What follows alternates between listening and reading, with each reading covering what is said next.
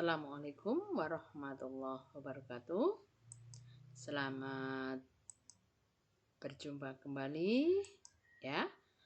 Mari semangat untuk mengikuti sesi belajar biologi. Hari ini kita akan belajar biologi sistem reproduksi bersama dengan Bu Muslihah. Pada pertemuan pertama ini, kita akan mempelajari sistem reproduksi laki-laki yang meliputi organ reproduksi laki-laki, hormon kelamin laki-laki, proses spermatogenesis, dan gangguan sistem reproduksi laki-laki. Organ apa saja yang menyusun sistem reproduksi laki-laki? Nah, organ reproduksi laki-laki dapat dibedakan menjadi dua, yaitu organ reproduksi bagian luar dan organ reproduksi bagian dalam. Organ reproduksi bagian luar terdiri dari penis, berfungsi sebagai jalan keluarnya urin dan sperma, kemudian skrotum atau disebut juga dengan kantung zakar, berfungsi sebagai sistem kontrol suhu pada testis ya. Suhu pada testis ini sangat erat kaitannya dalam memproduksi sperma yang sehat. Selanjutnya, testis berfungsi untuk memproduksi sperma dan hormon testosteron. Sedangkan organ reproduksi dalam meliputi epididymis, berfungsi menyimpan sel sperma yang diproduksi di testis dan mengangkut sperma yang belum matang menuju tabung vas deferens agar menjadi sperma matang. Kemudian kelenjar prostat berkontribusi dalam memberikan cairan tambahan untuk proses ejakulasi. Cairan prostat juga membantu sperma agar tetap sehat. Selanjutnya, kelenjar bulboeritral berperan dalam menghasilkan cairan yang berfungsi untuk melumasi uretra dan menetralisir keasaman yang mungkin ada karena tetesan sisa urin. Kemudian vesika seminalis berfungsi menghasilkan cairan fruktosa yang digunakan sperma sebagai sumber energi ketika beraktivitas. Uretra adalah saluran yang membawa urin dan sperma keluar tubuh. Kemudian vas deferens adalah tabung yang berfungsi mengangkut sperma matang menuju uretra dalam persiapan untuk ejakulasi.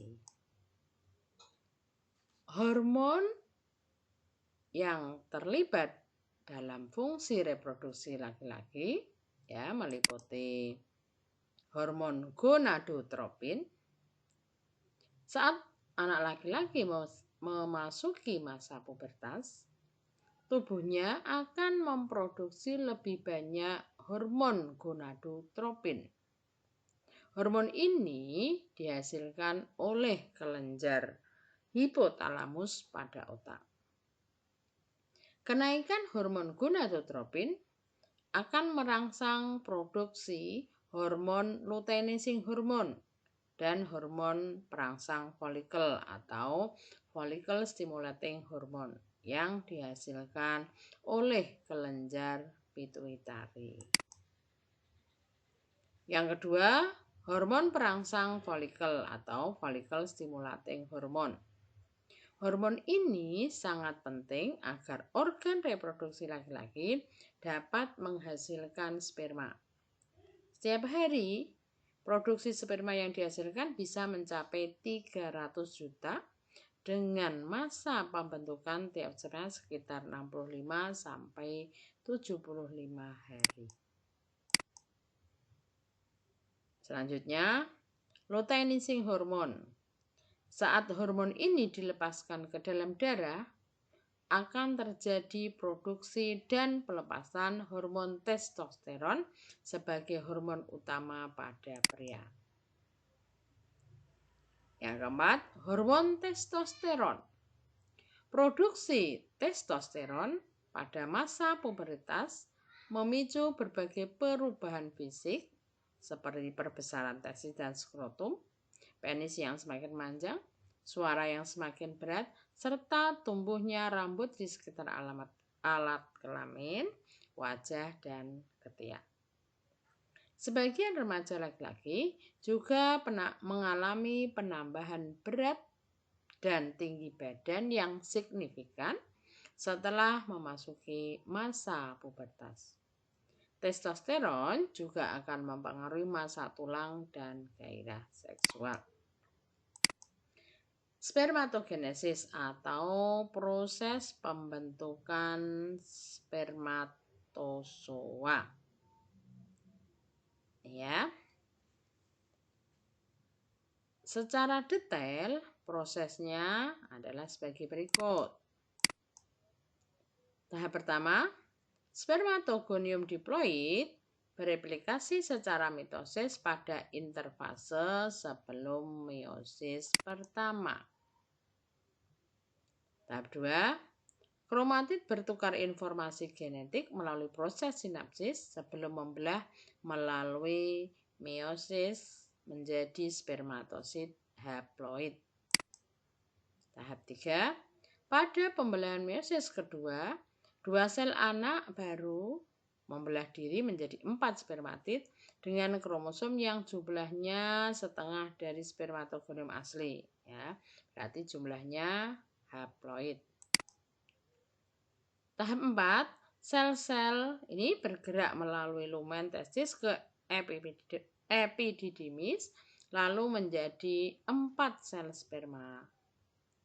Difasilitasi oleh testosteron, sel tersebut akan menumbuhkan mikrotubulus pada sentriol, membentuk aksonem serta membuat ekor sperma.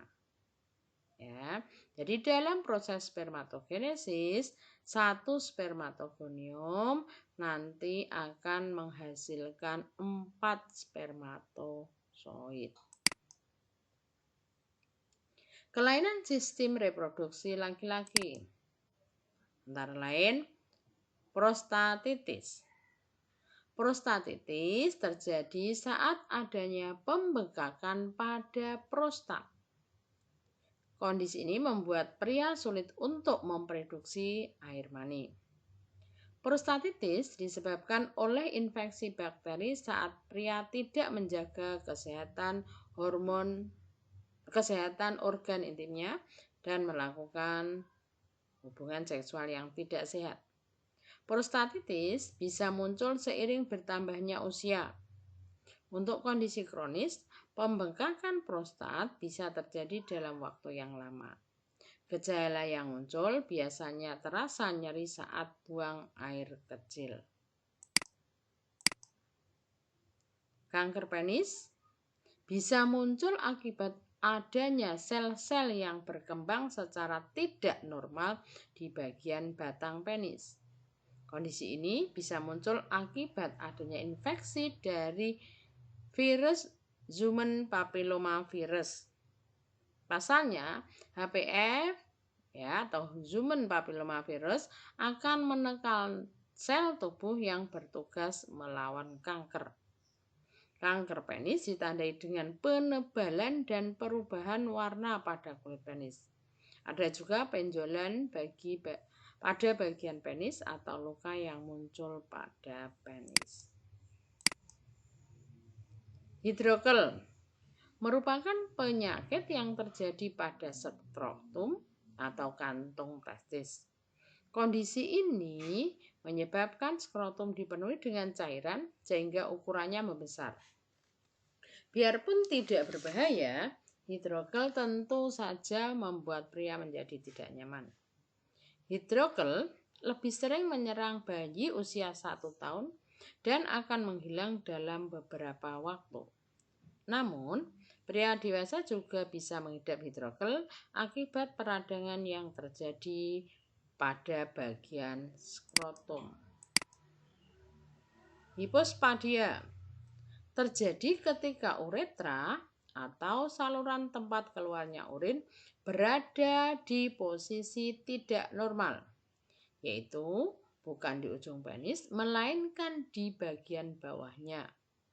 Kondisi ini merupakan kelainan bawaan sejak lahir yang perlu diatasi melalui tindakan operasi. Selanjutnya, kriptorkismus adalah kondisi ketika salah satu atau kedua testis tidak terlihat akibat tidak terjadi penurunan testis ke tempat seharusnya. Kondisi ini merupakan kelainan bawaan sejak lahir yang umumnya banyak dialami pada bayi yang lahir secara prematur. Selanjutnya, varikokel adalah penyakit yang ditandai dengan adanya pembengkakan pada pembuluh darah vena dalam kantong buah zakar atau skrotum. Selain dapat memperkecil testis, penyakit reproduksi pria ini juga dapat menyebabkan kemandulan akibat berkurangnya produksi dan kualitas sperma. Gejala penyakit ini biasanya berupa pembengkakan pada salah satu buah zakar disertai rasa nyeri, terutama ketika tubuh dalam posisi berdiri. Selanjutnya, infeksi menular seksual, contohnya sifilis dan gonore. Terima kasih atas perhatiannya. Kita lanjutkan materi kita pada pertemuan selanjutnya. Salam sukses selalu untuk kalian. Assalamualaikum warahmatullahi wabarakatuh.